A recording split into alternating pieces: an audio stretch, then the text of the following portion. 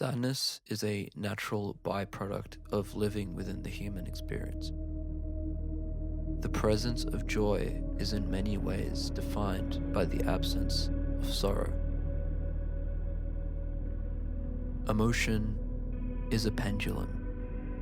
When it swings one way, it requires the feeling to manifest in the opposite direction.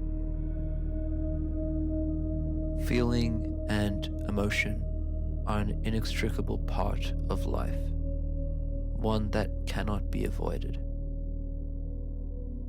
Rather than trying to run away from it, we must find a way to come to terms with it all. For many in today's age, our way of dealing with negative emotions is to run away. Our platform of escape is technology, one of the cardinal vices we indulge ourselves with. It is not to say that any of this is wrong, no. That any choice to run away is wrong. Life is hard and unrelenting, and a quick scroll through my phone can allow me to temporarily disconnect. No, it is in fact completely understandable to run away.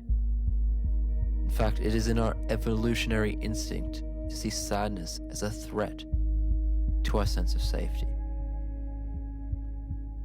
However, with respect to all of us, it does not absolve us of our responsibility, the responsibility to take life into our own hands and override our natural compulsions.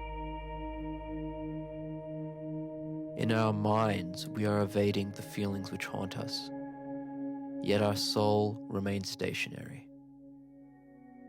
At no point in our doom scrolling did we resolve closure to our stresses, our traumas, our ruminating doubts. Instead, we let it fester and nurture into something greater. We end up nurturing the monster that eats us whole. The more we run, the more we give it power.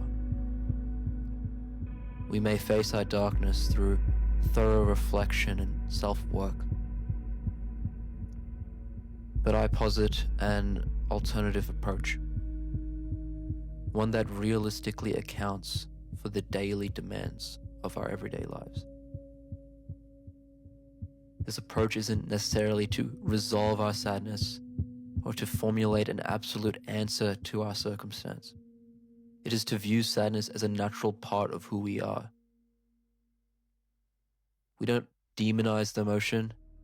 We don't see it as something outside of the self that's monstrous, but rather gently learn to treat it like any other feeling. How we achieve this is through small steps of gratification. Brushing our teeth, washing our hair, cleaning our room. Maybe doing all of these things while listening to our favorite playlist.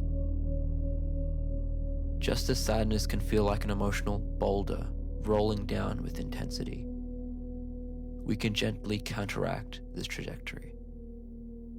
Small, subtle hits of dopamine can generate momentum. It can allow us to start to believe that things can be better, that the suffering can end, that our current experiences will not consume us. For action precedes belief. It does not follow. It is important that we do not demand sadness to leave. It is important that we do not expect happiness to stay. Instead, we ought to act in a way where bliss is the natural outcome.